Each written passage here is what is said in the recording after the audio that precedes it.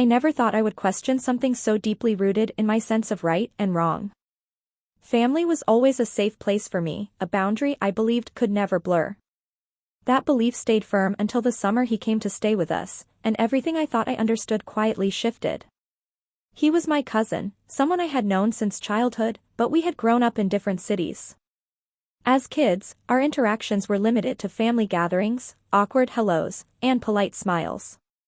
Years passed without much contact, and in my mind, he remained a distant relative, part of my history but not my present.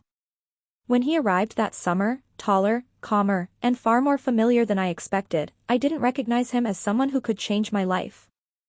I only saw family. At first, everything was harmless. Conversations over dinner, shared jokes about relatives, long talks about life and ambitions. We discovered similarities that surprised us both. The same taste in music. The same way we questioned traditions but still respected them. The same quiet frustration with expectations placed on us simply because of who we were born into. It felt comforting to be understood so easily.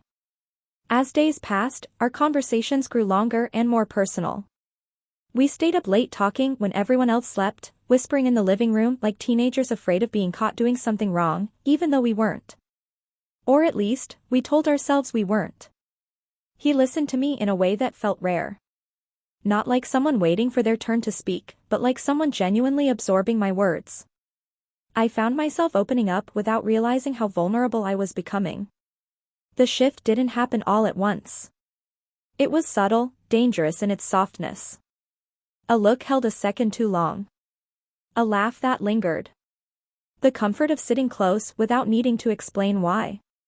I noticed it one evening when our hands brushed accidentally, and neither of us moved away immediately. My heart raced, not with excitement, but with confusion. I told myself it was nothing, that I was imagining it. But I wasn't. The awareness settled slowly, heavy and unwanted. I started noticing him differently. The way he spoke with quiet confidence. The kindness in his actions. The way he respected boundaries, even as we unknowingly approached one neither of us should cross. I hated myself for noticing these things. I hated the warmth that spread in my chest when he smiled at me. Guilt became my constant companion. Every time I laughed too freely with him, I felt like I was betraying something sacred. Family gatherings felt different, loaded with unspoken tension only we seemed to sense. I avoided looking at him when others were around, afraid someone might notice the change in my eyes before I fully understood it myself. One night, the truth surfaced without permission. We were talking about relationships, about love and timing and missed chances. He said something about how sometimes the right person appears in the wrong form. The words hung between us, too heavy to ignore.